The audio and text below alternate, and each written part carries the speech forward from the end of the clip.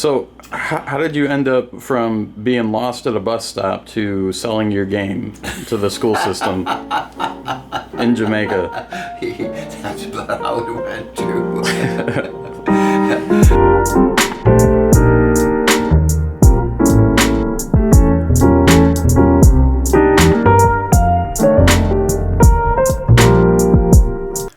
Is that like a wheelbarrow? A plowshare. A plowshare? Yeah, plow. Wow. It's a thing here in South Bend.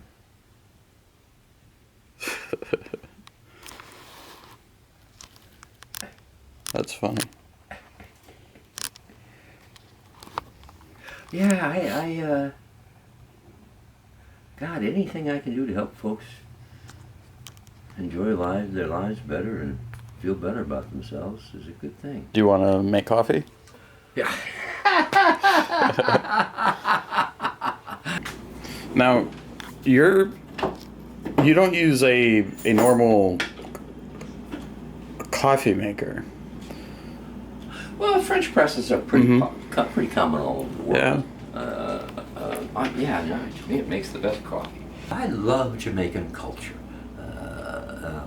They are wonderful, wonderful people. The first time I went to Jamaica, I had to deal with something with culture shock. And the culture shock involved being in a place where every single person of importance was black. All the cops were black, all the airport personnel were black. Almost everybody was black except the white tourist. I was in a situation where I got myself there, and now I had to get myself to Negril. So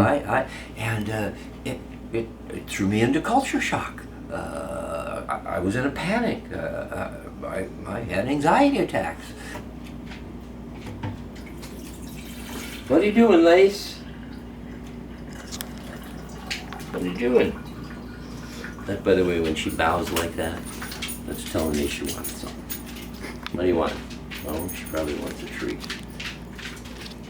Chili, sit like a squirrel. Sit like a squirrel. Sit like a squirrel. Sit like a squirrel for the camera. Sit like a squirrel. Come on, come on. Come on. Come on, sit like a squirrel.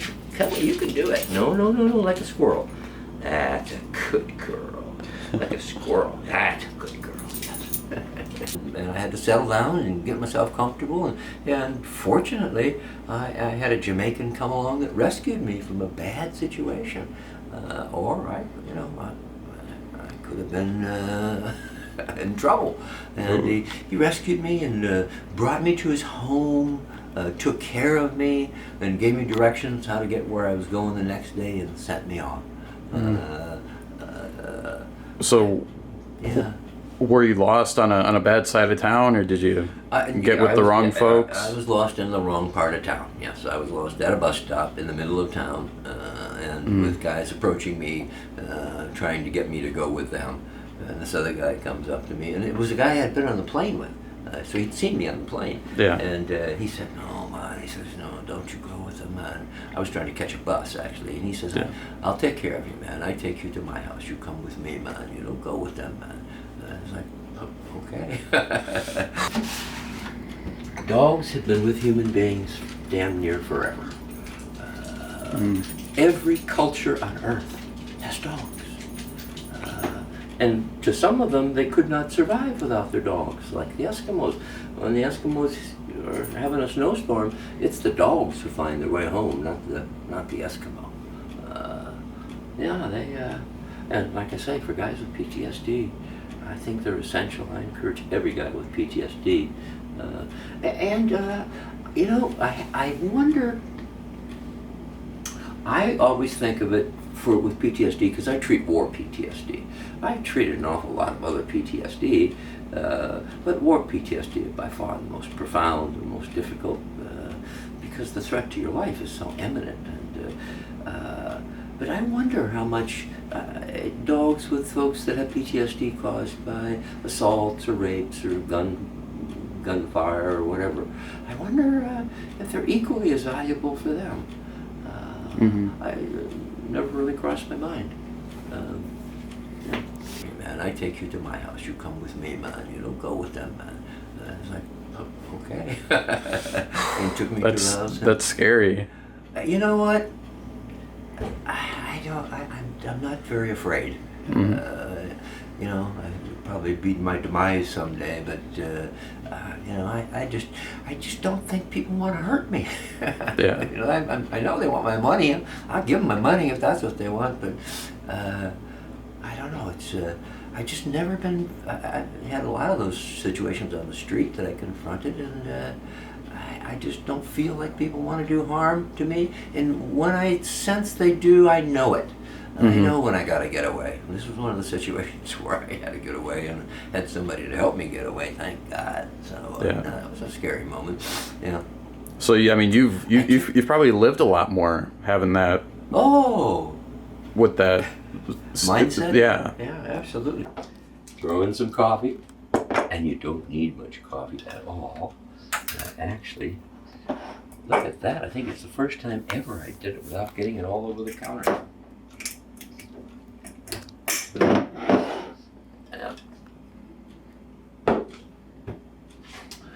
Yeah.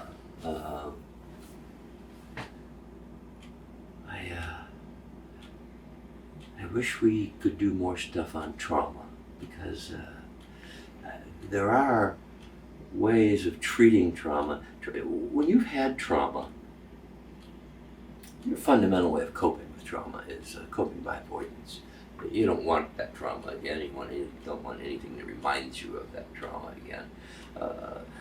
Interestingly, when somebody is traumatized, they remember all kinds of things that are not really relevant to the meaning of the experience. They remember the color of the ceiling, they remember the tiles on the floor, they remember all kinds of extraneous things that aren't really connected to the event. We know why the brain does that. Maybe as a strategy to remember. Don't really know. I don't really know what that was all about, why that happened. So he took me to his house, and his father, he lived there with his father. He actually was coming back from one of the other islands around there where he got thrown out for selling marijuana on. He was a soccer player. He was a professional soccer player, so he was coming back to Jamaica. Well, when he brought me back to his dad's home, his dad was there. I got the best picture I ever took in my life of his father in his home. His father was sitting framed in the doorway and looking out into the backyard. I could see the donkey and all things Jamaican, and he was reading a big book. Great big book, and I was messing with my camera, and he didn't even know I was taking his picture, so it was a very candid shot. And I got him sitting there in the doorway, framed, reading this book, and with Jamaica, and you could read the pages of the book, and you know what the pages of the book said? What did they say? First grade primer. And here's this old man, wow, in his 70s, trying to read a first grade primer in Jamaica, sitting in the doorway. So is it common there for people not to know how to read at a... Read and write? Yes. They value education immensely, but there's a lot of illiteracy. It's not a very highly educated country. Because they're third world country. Their school system isn't like here. No. But the school system was interested in my self-esteem game. They wanted it over in Jamaica.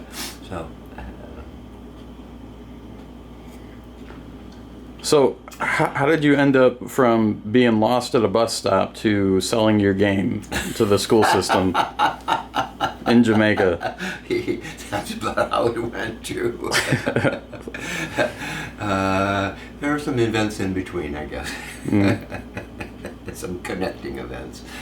The right hemisphere, left hemisphere thing, for example.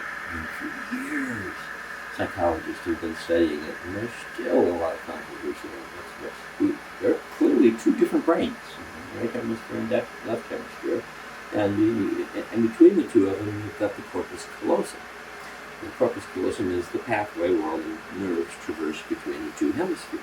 Now, if you have, this is just a miracle. if you have severe epilepsy and you sever that corpus callosum and cut the nerves between the two brains, you cure the epilepsy. So it's really like having two brains. It is. Or it is yes. two brains. And now you've cut off the communication between the two brains. What happens is epilepsy is a seizure in the brain. When you have it's an electrical storm in the brain, and the electrical storm transfers one hemisphere to the other. By cutting off the corpus callosum, you cut off the transfer of that electrical storm from one hemisphere to the other, and shut down the electrical storm.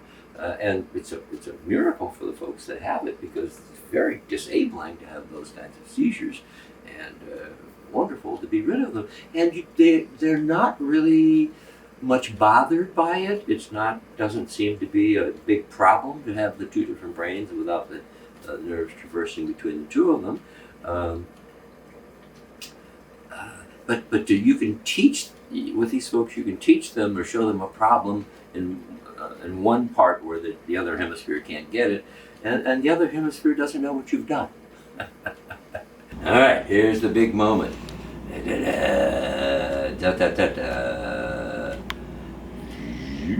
That's all you got to do to make coffee. All right. Tom's cup.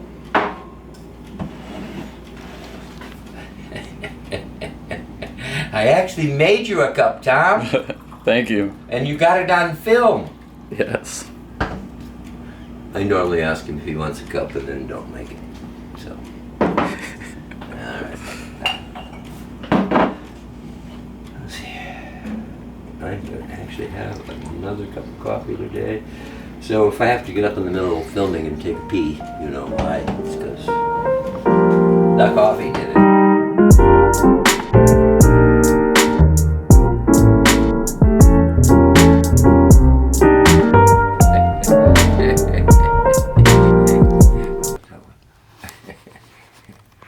Oh. Gosh.